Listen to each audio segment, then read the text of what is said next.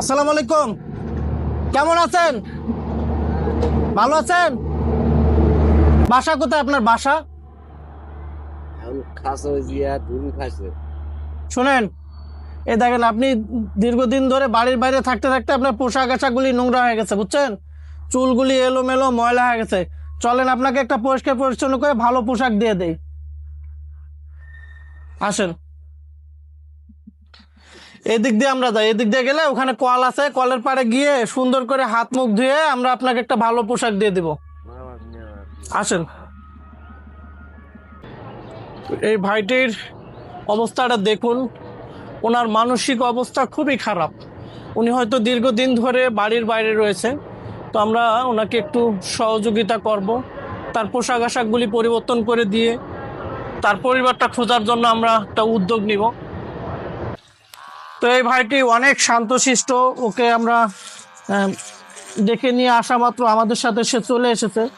তবে উনি ওনাকে দেখেই বোঝা যাচ্ছে যে উনি দীর্ঘদিন ধরে বাড়ির বাইরে রয়েছে।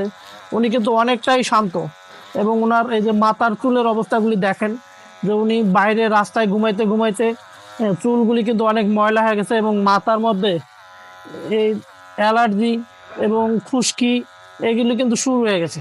এই চুলগুলি যখন বড় হবে তখন কিন্তু জট হয়ে যাবে, এবং মাথায় কিন্তু ঘা হয়ে যাবে। অলরেডি কিন্তু ঘা শুরু হয়ে গেছে, এই যে ফোসা পড়েছে এগুলি কিন্তু ধীরে ধীরে ঘা হয়ে যাবে। তো আমরা এই ভাইটিকে একটু পরিষ্কার পরিচ্ছন্ন করে দিব। আমরা প্রতিদিন এরকম 2 4 5 জন মানুষকে সহযোগিতা করতেছি, তাদেরকে পরিষ্কার পরিচ্ছন্ন করে নতুন পোশাক দিচ্ছি এবং তাদের পরিবারটা খুঁজে দিচ্ছি। এই সাইডটা দেখেন, অবস্থাটা একদম খুবই খারাপ। এইগুলি পুরা কিন্তু ময়লায়, হ্যাঁ, এই খুশকি এবং এক ধরনের অ্যালার্জি কিন্তু শুরু হয়ে গেছে। এগুলি যে কোনো সময় আবার ঘা হতে পারে। কিছু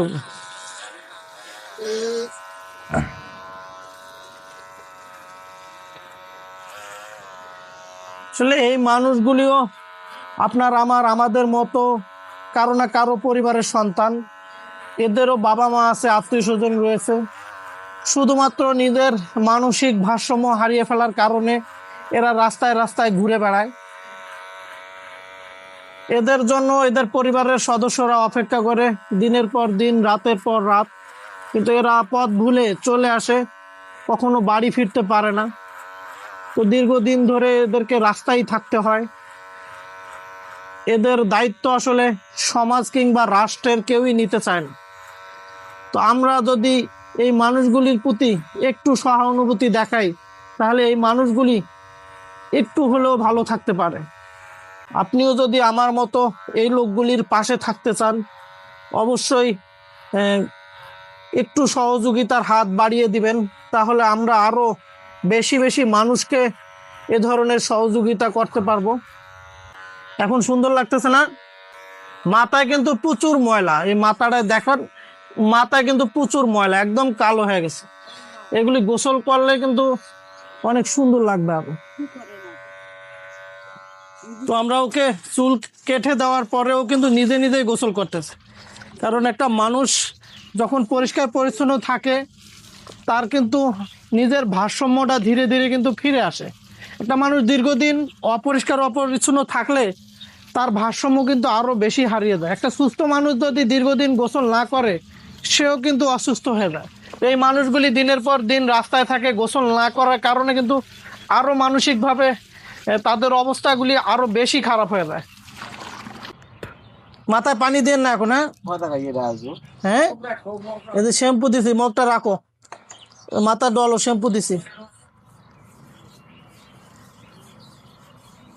ও কিন্তু সব কথাই বুঝে এবং অনেক শান্তশিষ্ট। ওকে যা বলতেছি তাই শুনতেছে।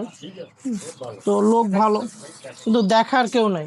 এই মানুষগুলি দেখার দায়িত্ব হয়তো সমাজ এবং রাষ্ট্রের, কিন্তু আসলে দেখভাল করার জন্য আসলে কারো হাতে সময় নাই। বাংলাদেশে সমাজসেবার অনেক অফিস রয়েছে প্রতিটা জেলায় জেলায়। সেখানে এই মানুষগুলির জন্য কোনো ব্যবস্থা আছে কিনা আমার জানা নাই। যদি থাকে তাহলে এই মানুষগুলি কেনই বা রাস্তায় পড়ে থাকে সেটাও আমার জানা নেই।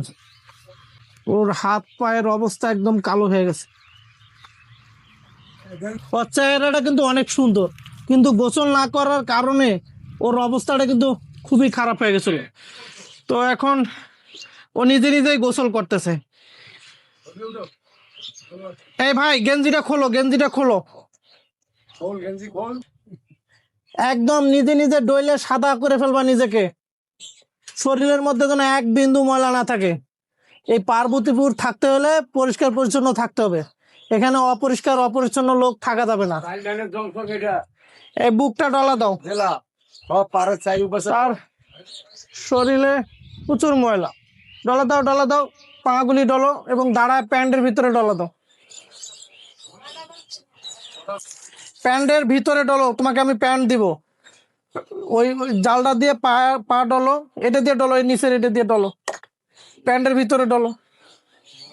এটা দাও, পিঠটা ডলা দিয়ে দাও।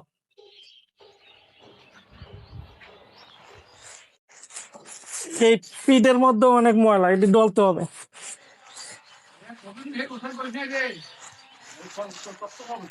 ডলা দাও, ডলা দাও, কান টান ডলা দাও।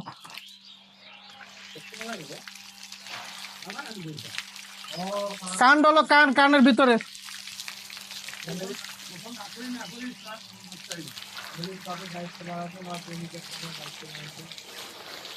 এই মানুষগুলি বিভিন্ন সময় বিভিন্ন কারণে ডিপ্রেশনে চলে যায়। কেউ পারিবারিক সমস্যা, কেউ দেখা যাচ্ছে মাদকাসক্ত থাকে, কেউ প্রেমে ব্যর্থ হয়ে বিভিন্ন কারণে এরা ডিপ্রেশনে চলে যায়। কেউ আবার অলসতার কারণেও কিন্তু নিজের ভারসাম্য হারিয়ে ফেলে, কাম কাজ করতে চায় না। তো এরকম বিভিন্ন কারণে এই মানুষগুলি ডিপ্রেশনে চলে যায়। আরো ভালো লাগবে ওকে যখন আমরা সুন্দর একটা পোশাক পরিয়ে দিব। নাও, সুইটার গায়ে দাও। যদিও শীতকাল এখন বিদায়, গরমের দিন চলে এসেছে, এরপর থেকে আমরা এদেরকে গেঞ্জি দিব ইনশাল্লাহ। নাম কি তোমার? নাম কি? কামরুল। কামরুল। বাবার নাম কি? আনিসুল। হ্যাঁ, আনিসুল কয়। আনিচুল। তোমার মার নাম কি? মায়ের নাম নাই, আমি কি করবো কন? মায়ের নাম নাই। তোমার গ্রামের নাম কি? এটা মাতাজি। তোমার যে গ্রামে বাড়ি সেই গ্রামের নাম কি? এইটা হলো চট্টগ্রাম। এটা স্ক্রিনে থাকা অজ্ঞাত মানসিক ভারসাম্যহীন এই ভাইটিকে আমরা পেয়েছিলাম দিনাজপুর জেলার পার্বতীপুর রেল জংশনে। সে নিজের নাম ঠিকানা কোনো কিছু স্পষ্টভাবে বলতে পারে না, এক এক সময় এক একটা বলে। তো এই ভাইটিকে দেখে যদি কেউ চিনতে পারেন, আমাদের সাথে যোগাযোগ করবেন এবং ওনার পরিবার খুঁজে পেতে এই ভিডিওটি প্রচুর পরিমাণে শেয়ার করে দিবেন, যেন এই ভাইটি তার পরিবারে পৌঁছে যেতে পারে।